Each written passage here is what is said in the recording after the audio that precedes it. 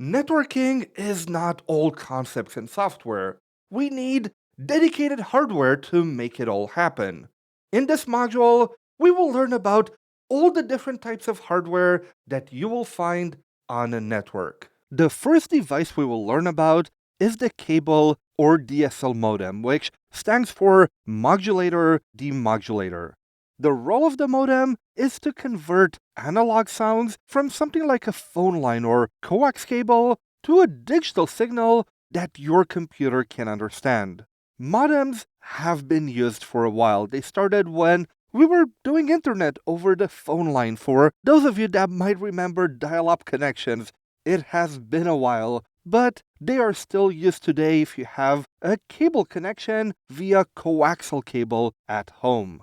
Now, if we use fiber, we will need an optical network terminal. An optical network terminal, or simply an ONT, is just like a cable modem, but for fiber technology. Since we're using fiber, the goal of the optical network terminal is to convert the signal from optical to electrical and vice versa. Similar to the modem, the optical network terminal sits between your internet service provider and the local devices which you have in your home, which are Ethernet based. Now that we have converted our signal from the ISV to something that our hardware can understand, our first local network device is the router. First of all, a router can connect multiple types of networks together. From a wide area network, which is the internet, to your local area network, which is your local network. A router can also route traffic from one subnet to another, and it can make forwarding decisions based on the IP address of the destination, based on a routing table inside the device. On a small network, the router will run multiple internal services, such as the DHCP service used to assign IP addresses to each device on the network. Our next networking hardware is a switch. You'll see switches in most small business or enterprise networks because they enable you to have multiple wired connections, so it allows you to provide a wired connection to many PCs or many locations inside of an office. The goal of a switch is to forward traffic to the right interface based on destination. So it makes sure that if a web page comes in for Vlad's PC, it will go to Vlad's PC. The forwarding decision is done by a hardware piece called the application-specific integrated circuit, and switches those days can vary between 4 interfaces for a home network to hundreds for an enterprise network. If we take it one step further, you actually have 2 sorts of switches: unmanaged, which simply enables devices on a network to communicate, and managed, which allows you to do advanced settings such as limiting speeds on a port, turning off unused ports, adjusting parameters, and more. Our next hardware is an access point. I'm sure you've seen hardware similar to the image on the right here at different businesses such as hotels, restaurants, or even in your own enterprise. A wireless access point is what bridges the wireless connection that devices are connected to onto the wired Ethernet connection. In a home setup, your wireless router, supplied by the internet service provider, also has the access point integrated inside, but in a company on multiple floors, they will be separate pieces of hardware. Now, to move on to something that can be either hardware or software, let's talk about the firewall. Most enterprise networks will have a dedicated firewall, but it can also come on your router or even software based on your clients.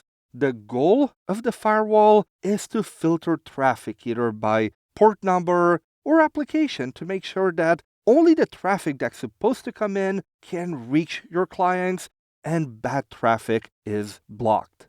Finally, we have the patch panel. You will see patch panels in larger networks, and this is simply an endpoint or a device through which cables running through the wall are connected for easier management. So there's really nothing intelligent in it. It's simply used to make cable management easier inside your network setup. Now let's talk about something smaller, but still very important because it's in every connected device, the network interface card. The network interface card, also called simply a network card, is responsible for connecting the computer or device to the network. In the picture, you have a network card for a desktop.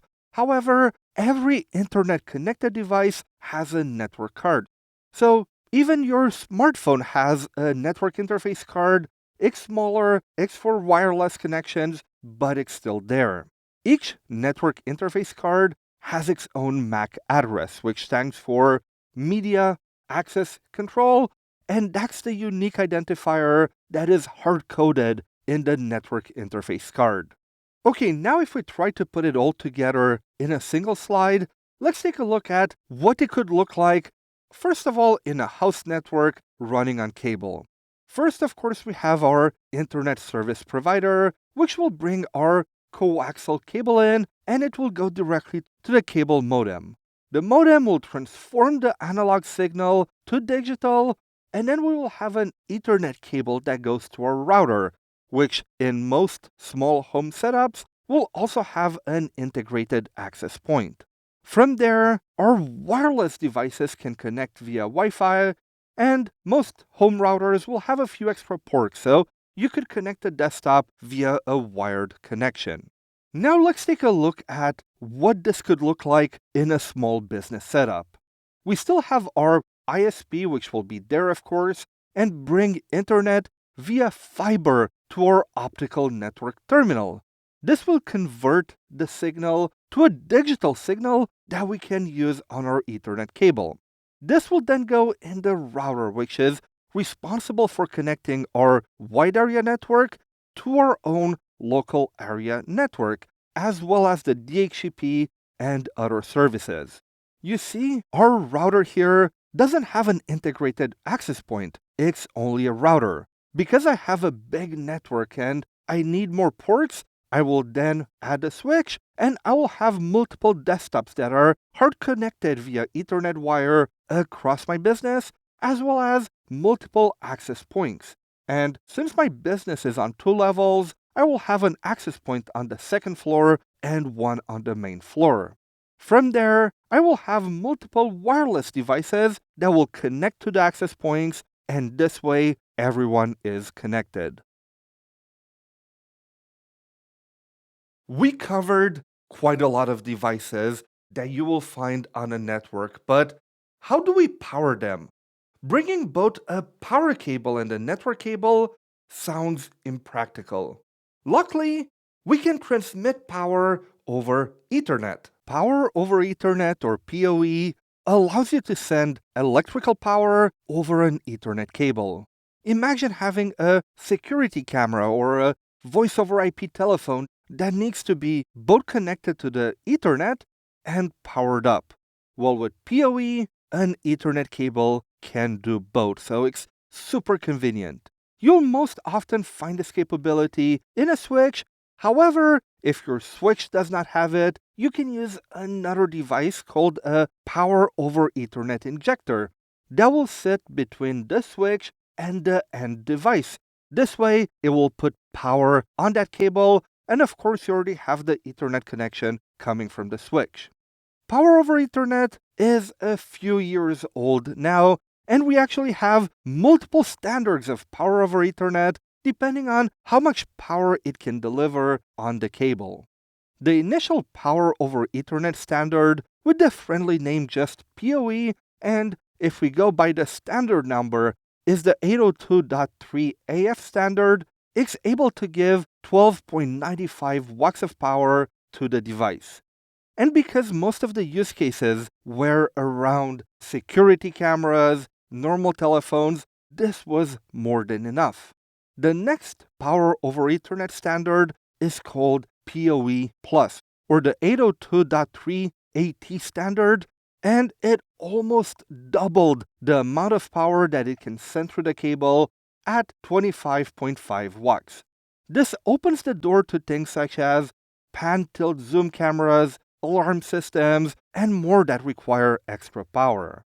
Now, if we talk about the latest standards, we first have PoE++, or the 802.3 BT standard Type 3, which can deliver 51 watts.